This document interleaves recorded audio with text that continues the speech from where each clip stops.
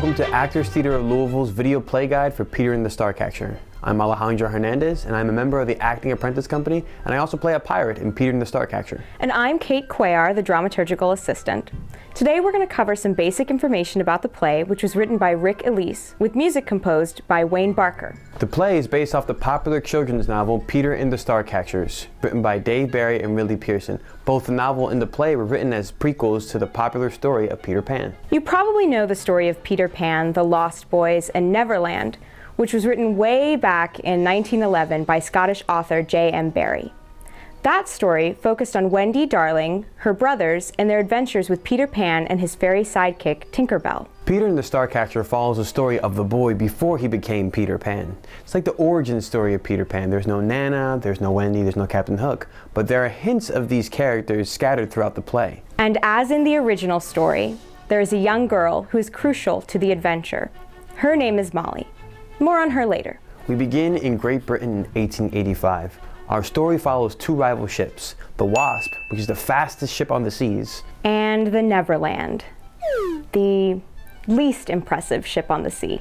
Both ships are headed to the remote kingdom of Rundoon with precious cargo on board. The Wasp is captained by Robert Falcon Scott, who's taking Lord Astor and his precious cargo, a trunk full of star stuff, on a very important mission for Queen Victoria. And the Neverland is captained by Bill Slank, a grimy merchant who is taking the orphans, Prentice, Ted, and the boy to sell at Rundoon.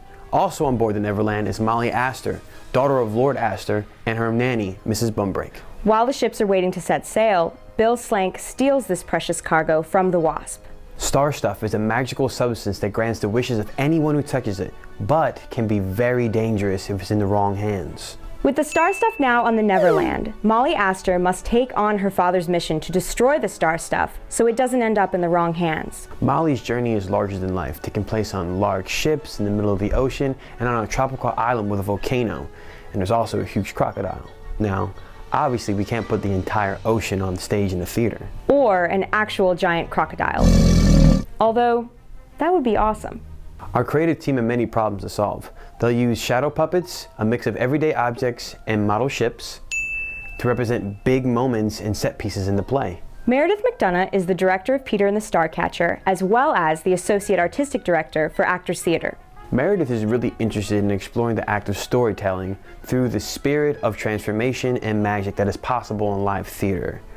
She asked for the audience to expand their imaginations along with the cast. Like how we can make a piece of tissue paper into a beloved fairy guide on stage. Or how one sailor drowns under the massive waves of the ocean. Which you will see accomplished by actors spraying the drowning sailor over and over with water guns.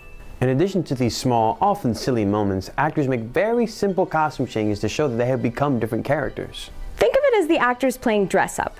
The director doesn't want to hide the fact that an actor may have to play 3 characters in one scene. So, a sailor might take off his hat, put on an eye patch, and become a new pirate character right in front of us.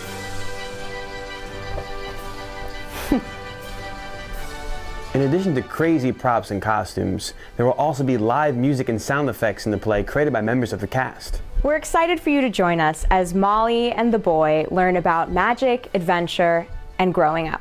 See you at the theater!